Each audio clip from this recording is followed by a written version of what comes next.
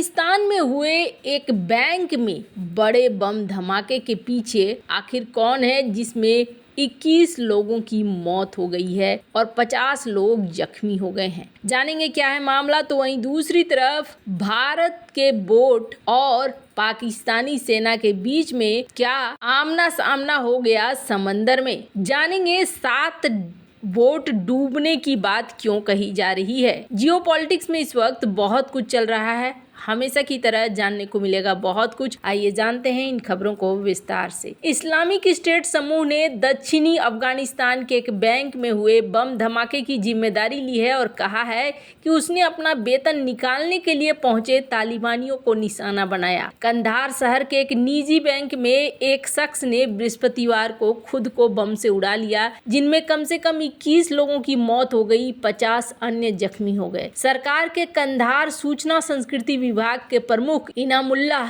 समनगनी ने बताया कि घटना में जान गंवाने वाले और घायल वे लोग थे जो अपना मासिक वेतन निकालने के लिए बैंक पहुंचे थे। तालिबान के प्रमुख विरोधी आईएस समूह के सहयोगियों ने पूरे अफगानिस्तान में बैंकों, स्कूलों, अस्पतालों, मस्जिदों, शिया क्षेत्रों को निशाना बनाया है। आतंकवादी समूह ने अपनी समाचार एजेंसी अमाक पर बृहस्पतिवार देर रात पोस्ट किए एक बयान में इस हमले की जिम्मेदारी ली और कहा कि उनका आत्मघाती हमलावर बैंक में वेतन निकालने के लिए जुटे तालिबानियों के बीच पहुंचा और फिर खुद को बम से उड़ा लिया। इसे इस साल अफगानिस्तान का सबसे बड़ा विस्फोट माना जाता है। क्षेत्र के सबसे बड़े मीरवाइज अस्पताल के एक डॉक्टर ने बीबीसी से बातचीत के दौरान कहा कि विस्फोट से अब तक 21 मरे हैं और कम से कम 50 लोगों को घायल अवस्था में लाया गया है। बेशक अफगान प्रशासन ने हताहतों का जो आंकड़ा बताया है वो इससे काफी अलग है। कंधार को तालिबान की सत्ता का केंद्र समझा जाता है और उनके सर्वोच्च कमांडर अखुंजदा का बेस है।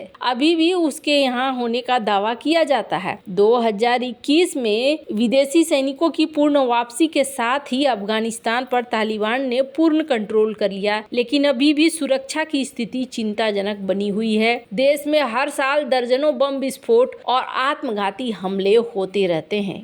खैर, जहां एक तरफ ये सब कुछ हो रहा है, वहीं दूसरी तरफ क्या पाकिस्तान की नौसेना और भारत के मछुआरों की वोट आमने सामने हुई। जानेंगे क्या है मामला। कहा जा रहा है कि बड़ी संख्या में वोट पानी में डूब भी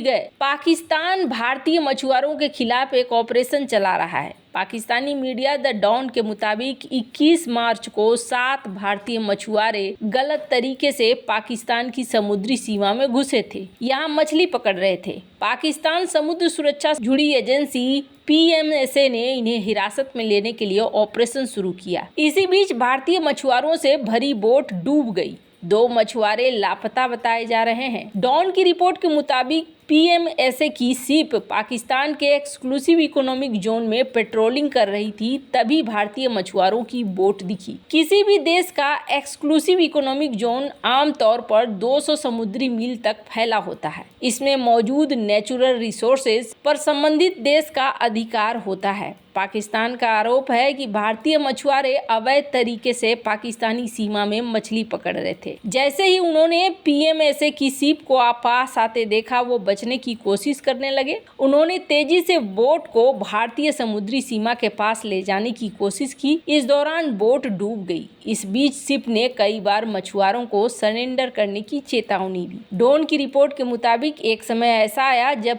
PMSA के नाविक भारतीय बोट पर चढ़ गए थे। इस दौरान मछुआरों ने बोट की स्पीड बढ़ा दी और बोट उनकी शिप से टकरा गई। टक्कर के बाद बोट और उस पर सवार सभी लोग डूब गए। PMSA ने कहा कि घटना के दौरान 7 में से 5 मछुआरों और 4 PMSA के नाविकों को बचाया गया। 2 मछुआरे लापता हैं, इसकी तलाश की जा रही है। समुद्र में लापरवाह और गैर कानूनी व्यवहार के साथ ही पाकिस्तानी समुद्र सीमा में अवैध तरीके से मछली पकड़ने के लिए भारतीय मछुआरों के खिलाफ कानूनी कार्रवाई शुरू की गई है। वैसे आपको बता दें, 5 मार्च को 45 पाकिस्तानी मछुआरों से भरी बोट भी डूब गई थी। सर्च रेस्क्यू ऑपरेशन के दौरान 31 मछुआरों को बचा लिया गया था, लेकिन 14 मछुआरे लापता हो गए थे। सिंध के मुख्यमंत्री सैयद मुराद अली शाह ने कहा था कि हमें आशंका है कि पानी के तेज बहाव के कारण कारण मछुआरे भारत की क्षेत्रीय सीमा में चले गए होंगे। हमने प्रस्ताव दिया है कि भारत सरकार से इन मामलों में मदद ली जाए। वैसे आपको बता दें,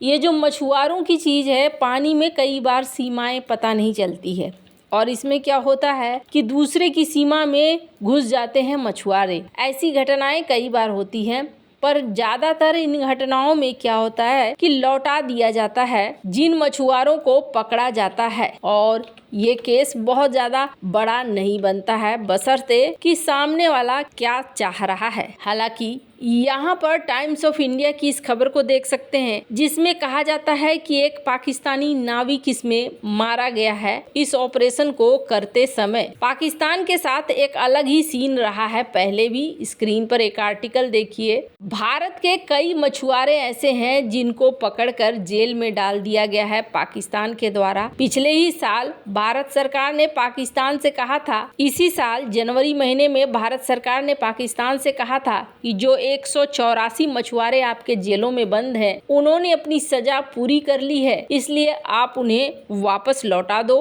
हालांकि इस मामले में आगे क्या बात हुई, ये चीज अभी तक निकल कर सामने नहीं आई है। हालांकि कहा जाता है कि सेम केस यहाँ पर भी है। भारत भी कई बार पाकिस्तानी मछुआरों को पकड़ता है और कारण सेम रहता है कि दोनों एक दूसरे के कथित तौर पर इलीगल क्षेत्र में मछलियां पकड़ते हुए पाए जाते हैं। अब ये कोई भारत या पाकिस्तान की बात नहीं है कि दुश्मनी का ही सिर्फ मामला हो, क्योंकि श्रीलंका ने भी भारतीय मछुआरों को पकड़ा है और कुछ समय पहले मालदीव ने भी कुछ ऐसा ही सीन किया था।